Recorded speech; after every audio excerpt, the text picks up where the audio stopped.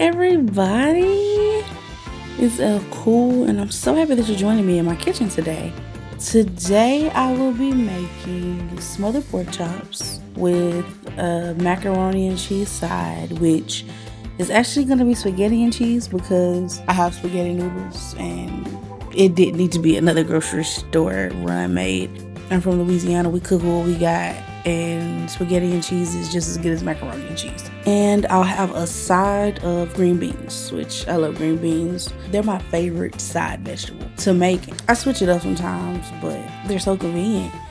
And in a can, I just gotta doctor them up because again, we work smart, not hard over here. I usually melt some bacon grease in a pot. I saute some diced onions, maybe some bell peppers if I have them, and definitely some minced garlic. And I usually add a little bit of better than bouillon and a little bit of water. And then I just basically warm up the green beans in that. And like I taste a couple green beans. I add a few seasonings and it's usually good to go after that. Like it doesn't take much because I'm not trying to like make it not taste like green beans. I'm just trying to enhance it. And I think that's where a lot of people go wrong when they season. They think that we're not supposed to taste whatever the item is. Like I want to still know that I'm eating chicken. I don't want it to be overly seasoned and it just feels like I'm eating salt. Just like when something is supposed to be spicy, I actually want it to be spicy and not just hot, because a lot of times stuff is just hot with no flavor, just hot, like just spicy, no flavor, and that is the worst. Like I think that's also just as bad as something being too salty.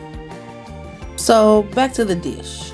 Mincing my garlic, and I'm using fresh garlic because I have fresh garlic. I'm a proponent for fresh vegetables all the time, but when it comes to garlic, if you just have the jar, that's fine too, because I don't judge the jar, because real garlic goes bad quickly if you don't store it correctly. And I'm not exactly sure of the best way to store garlic so that it doesn't go bad as quickly as it does, but I do usually try and use up the majority of my garlic because I don't want it to go bad, but a lot of the times it does go bad because I don't know if I'm just not storing it in the right drawer or what. But if anyone has a solution, please drop down in the comments and let me know, because the information that I get online is never consistent. So yeah. So off camera, I went ahead and cleaned my pork chops. Now I'm patting them completely dry, and this is important to get it completely dry because in order to get a good sear on these pork chops, they have to be completely dry. It's not about the seasoning sticking, it's about the sear. And so now I'm seasoning generously, and I mean generously, on both sides. Even if you think it's gonna be salty, it's not gonna be salty. You're making a gravy, some of this will fall off. All of this seasoning will not be tasty.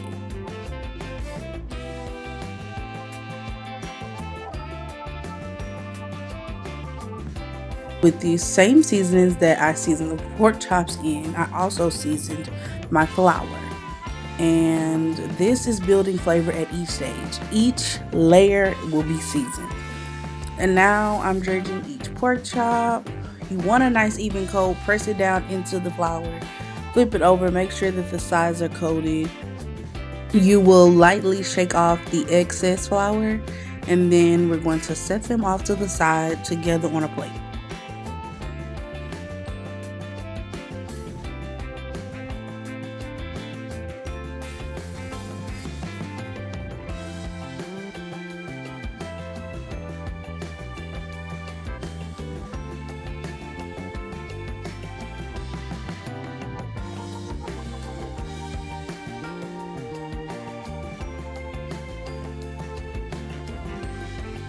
So when it comes to frying these pork chops, you want to be sure not to overcrowd your pot. It's very tempting to overcrowd the oil, but you end up steaming the pork chops instead of frying them, and you will not get a good sear.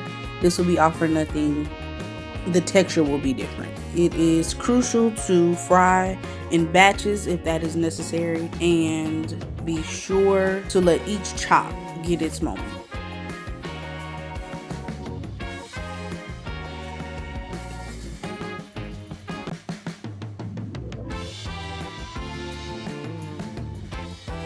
After the last batch comes out, we're going right in with onions in the same pot. The beautiful brown bits at the bottom, that's flavor. Once the onions get soft, we're going to add in our garlic.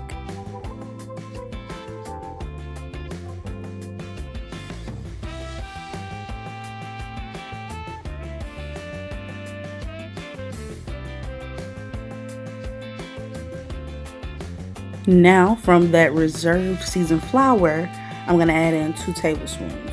We're gonna cook out the raw flour taste. You'll smell when it's ready because it's gonna smell a little nutty.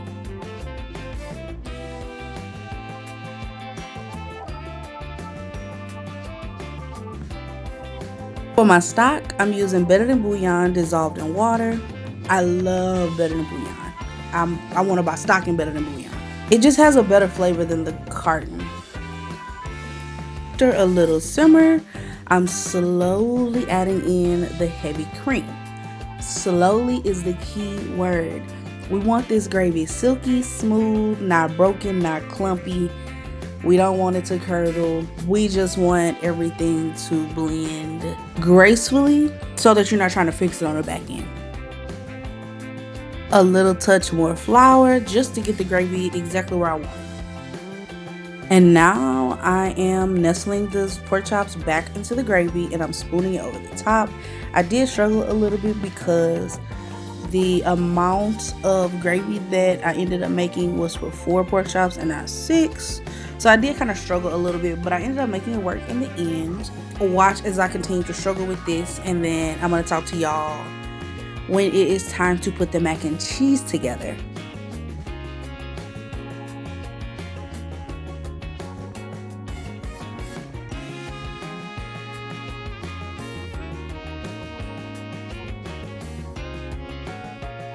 So while my pork chops and gravy were doing that thing, I was over here trying to put together my mac and cheese. Off camera, I made a bechamel cheese sauce. And the 3 cheeses that I used were smoked Gouda, cheddar, and Gruyere. I realized as I was coming to put it together that that dish was too small to mix it together in. I ended up having to put it back into the pot to mix it together. I did use spaghetti noodles instead of traditional macaroni noodles because that's what I had in my kitchen. I'm from Louisiana. We make spaghetti and cheese all the time. It's just as good. That's literally real authentic cooking. I fucked up. Players fuck up too. But baby, look at that motherfucking macaroni. Sit down. Cheese all through the bitch. Cheese all through this motherfucker, okay? Dumbass macaroni and cheese. And now we're gonna get into the final plating. I will talk to y'all in the next one. Remember to feed somebody you love today, and don't forget that includes yourself. Bye, babies.